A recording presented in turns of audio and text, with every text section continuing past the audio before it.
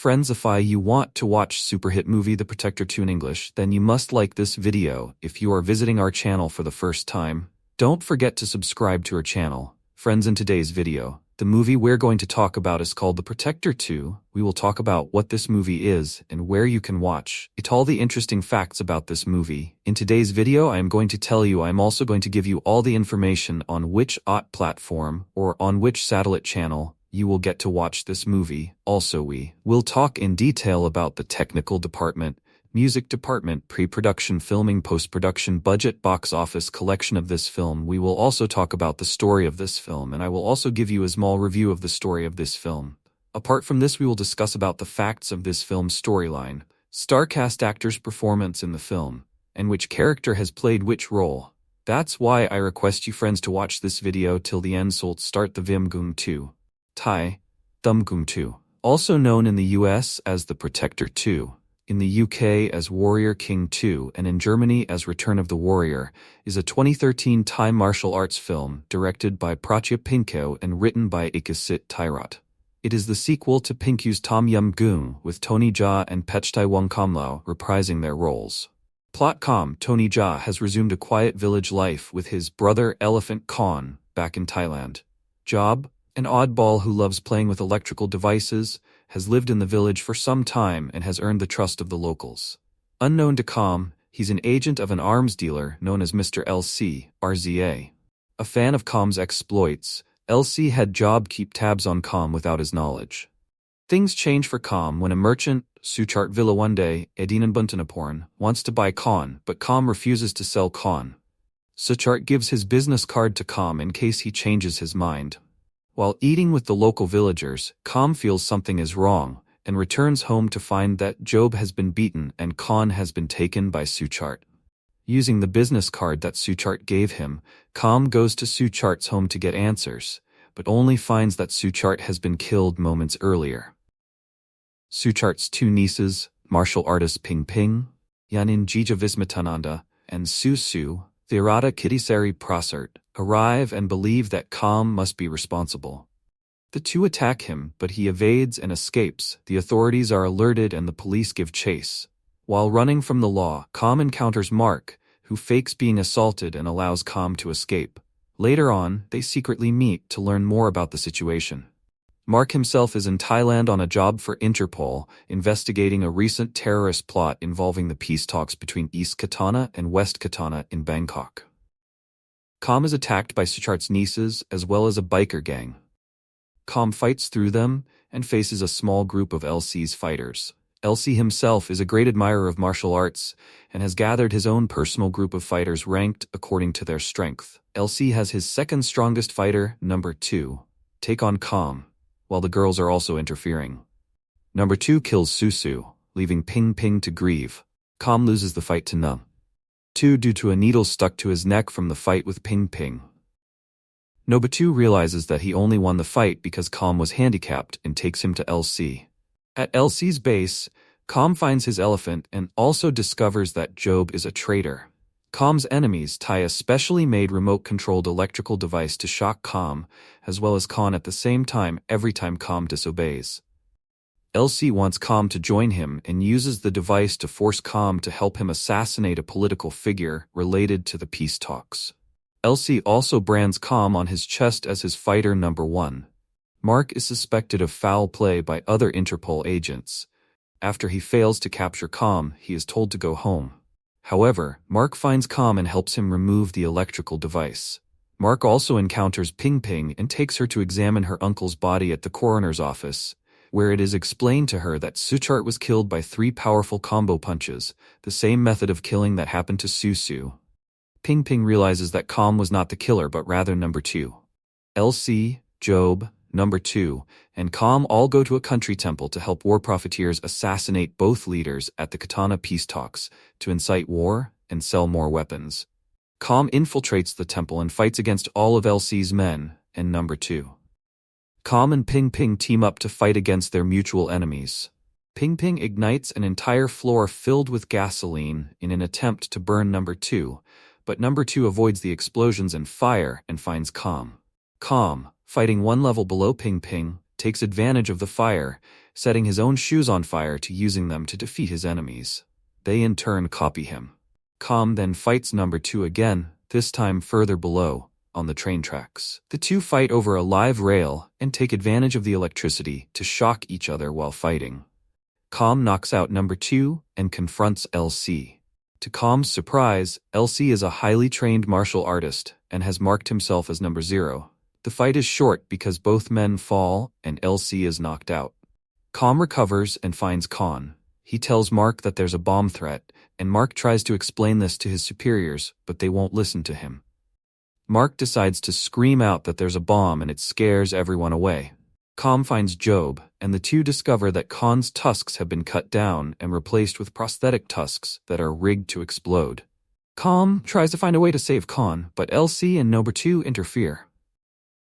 Number 2 and LC take on Com in a 2-on-1 fight, while Com is busy holding Con's tusks to prevent them from falling out and exploding. With the help of both Ping Ping and Mark, number 2 is defeated and LC is killed after Com releases the tusks and kicks them away at LC. The explosion kills LC and knocks both Com and Con over the cliff and into the ocean, but they survive. Cast Tony Jaa as Com, Petchtai Wongkamlao as Sergeant Mark, Marrese Crump as Num. Tu Yen and Jija Vismistananda as Ping Ping, Ratha Fongam as number 20, RZA as Mr. LC number 0.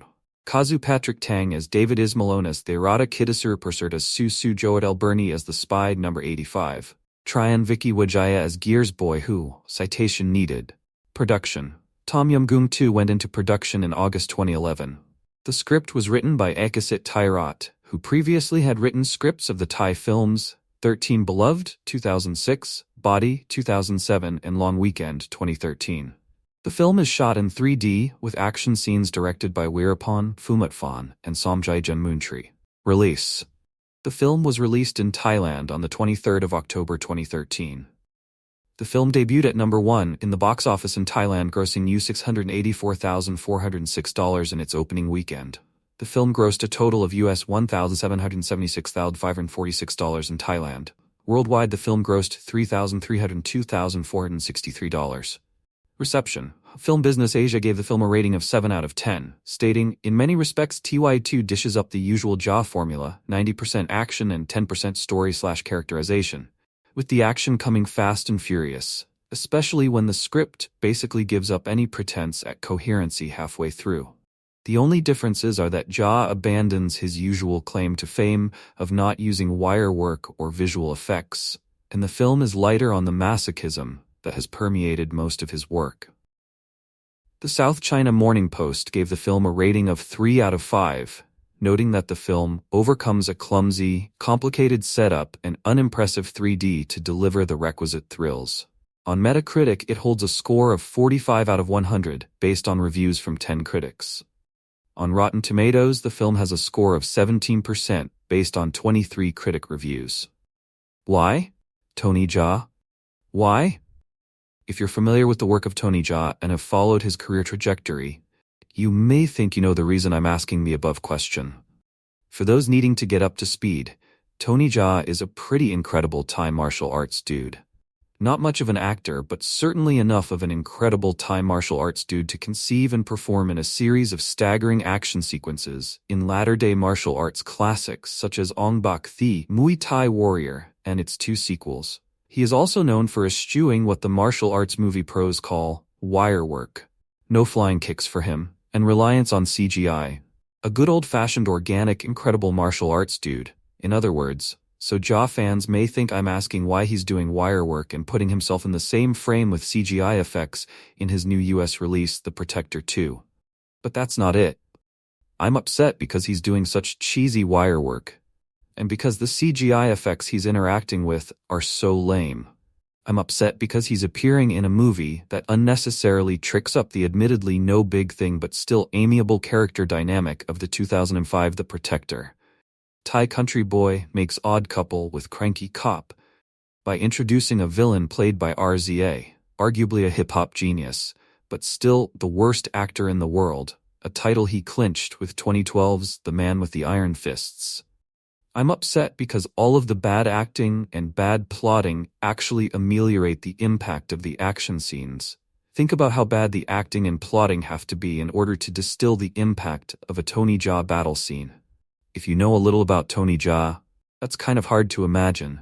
I know, but trust me, or don't. The fact is this, if you're already a Tony Jaa fan, you're going to see The Protector 2 anyway. And then you're likely to say, boy, Glenn Kenny was right. Despite the spooky chick martial arts nieces who go after Tony because they think he's killed their gangster uncle, despite the concubine to RZA female warrior whose first appearance is in a costume that looks like Mila Jovovich's getup in The Fifth Element, despite the truly nifty car chase scene in the first third, despite the awesome power of Tony Jaa's kicks and punches and feints, this is really kind of lousy. I blame RZA. If you're not a Tony Jaa fan, you should start with Ong Bak, then see everything else. After which you'll say, I wonder if they were right about how lousy The Protector 2 is. And then you'll find out. Boss Suchart is the influential owner of a major elephant camp. When he was murdered in his own home, the killer delivered 3 fatal blows on his body. All evidence points to Kham, Tony Jaa, who was present at the crime scene and was seen with the victim the moment before he died. Kham is forced to run as the police launch a pursuit. Meanwhile, the twin nieces of Boss Suchart, Jijayanan Wismatanan and Tirada Kittisar Prosert, are out for revenge. But luck is on Kham's side when he runs into Sergeant Mark, Mumjokmak, an Interpol agent sent to Thailand on a secret mission. As Kham is hunted by several parties, he's also desperately searching for Khan, his elephant, whose disappearance is involved with Boss Suchart's death.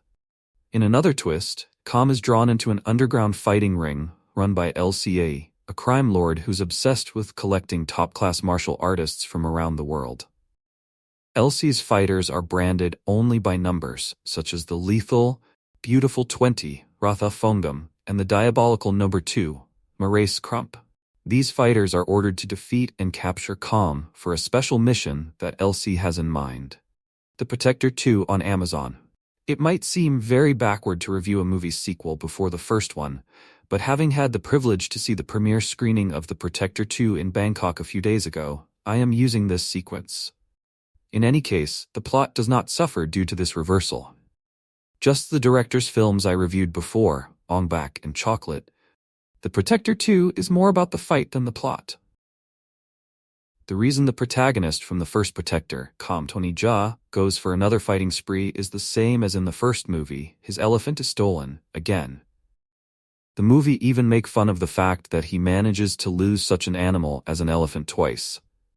However, this is no joke for Kham. To him, this elephant of a special ancient breed is a legacy from his father and more like a brother than a pet. While fighting his way toward his elephant, he also uncovers a political assassination plot and stops it. The impressive thing about this movie is how it manages to go smoothly from one action scene to another. It doesn't use the standard action movie plot fillers with dialogue and predictable happenings. It is simply action upon action, and everything is explained through the action. From an indoor fight with a biker gang to a massive motorcycle chase through the city, from the one-on-one fights in the ring to massive fights and boss fights in a warehouse, from flaming walls to electricity-induced underground metro fights, the action never slows down and never stops. This movie is like the popular video games Tekken, Mortal Kombat, and Street Fighter, with bits of Grand Theft Auto put into one mix. They even show a first-person perspective at one point in the movie, when Kham has to climb to the top of a building. It would have been interesting to see more action sequences in this game-like view. As a signature of Pratyabhinke's films, the perfectly choreographed fight scenes by Panna Ridikrai are a pleasure to watch. All this said, the movie may not be for everyone.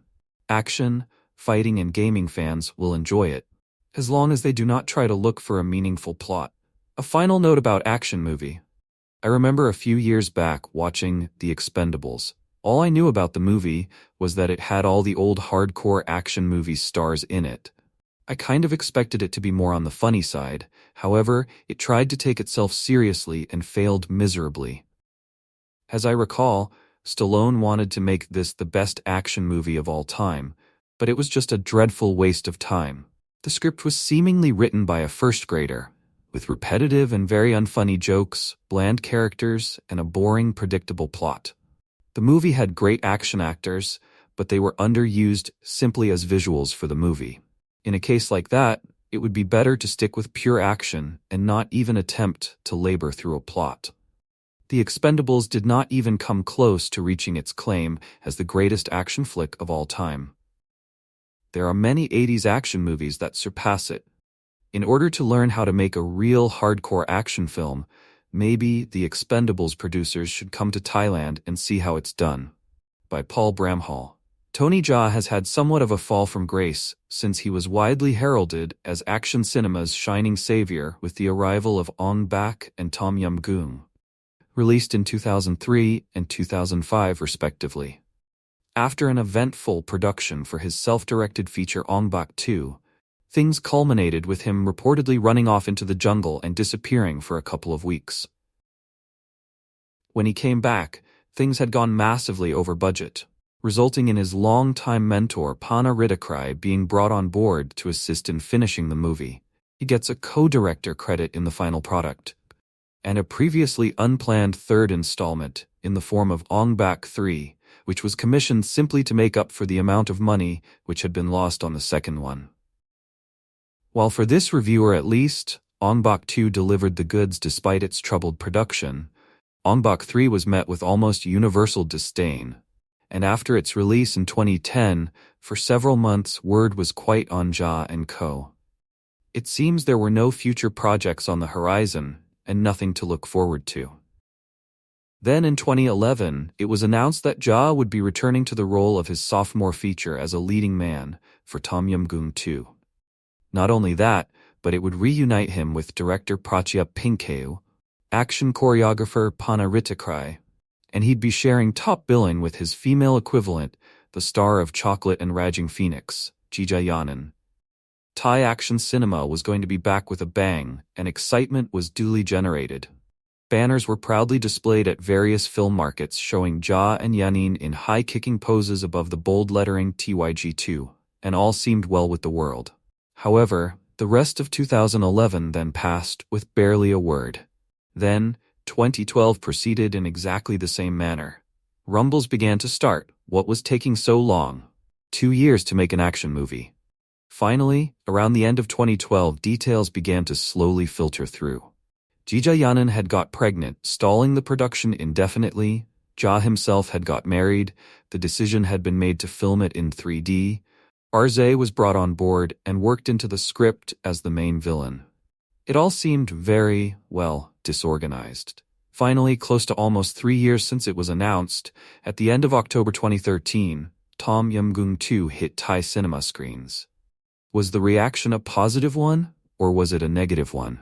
Strangely, it was a non-reaction. The movie was finally out there and no one was saying anything about it, even after it had been out for a couple of weeks. Trying to find reviews or opinions on it seemed to be an unreasonably difficult task. So skip forward to March 2014, and here in Australia, the movie has just received a straight-to-DVD release with zero fanfare or marketing. It just quietly hit the shelves and was there. Some come back. Now, having watched it, it's easy to see why. It's a struggle to even call this a sequel, as it's more of a reboot, and a painfully inferior one at that. Events play out almost identical to the original. Shady characters try to negotiate the sale of an elephant. Jaa refuses to sell. They steal it anyway in a truck. Jaa finds the person he left to look after it on the floor beaten. Even the motorbike scene comes in at almost the exact same moment. Story-wise, there's not even a single ounce of originality here, and the original was hardly groundbreaking plot-wise. The cost of its labored 2-plus-year production is there on screen for every second of its runtime, and it's a heavy cost indeed.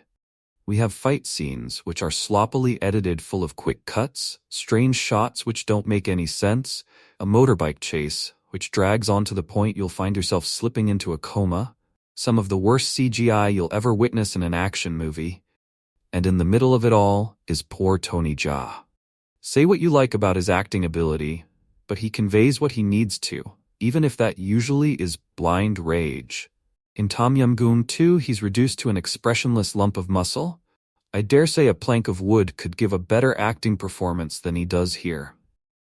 He just seems so, I don't know what the word is, absent-minded?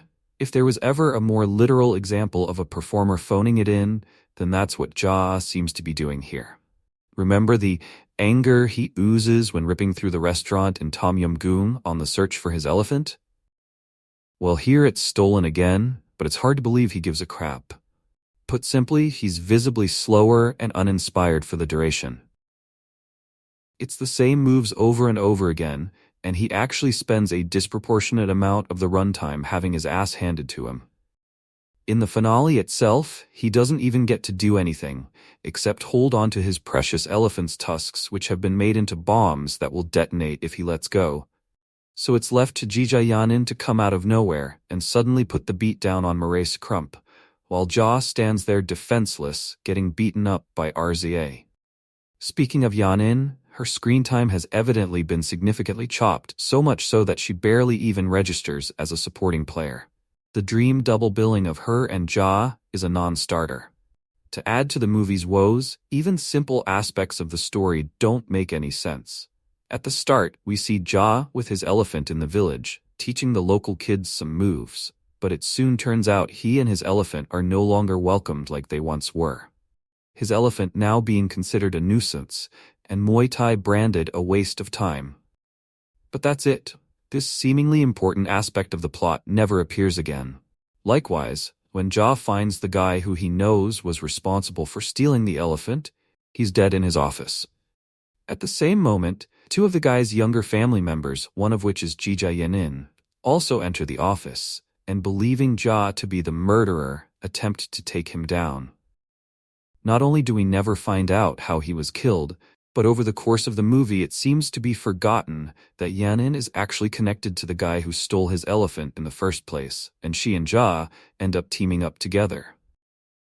Top this all off with one of the most inconclusive final scenes you're likely to witness, and it's hard to be left feeling anything other than frustrated. I could rant on about Tom Yum Goong 2 for a whole lot longer, but I won't. All I want and have come to expect from Thai action cinema is a paper-thin plot compensated with bone-crunching action which comes thick and fast. I wanted it to be a big stupid action movie just like its predecessor. But in the end, it was only one of those things. Stupid distributed by Sahamun Film International release date October 23, 2013 in Thailand running time 103 minutes. The language is English, budget $12 to $15 million. Box office 2.2 million. So guys, this is their view of the Protector 2 movie and some information about it. How do you like our today's video? Please let us know by commenting, and if I like this video, please like it, share it, and don't forget to subscribe to our channel. Thanks for watching.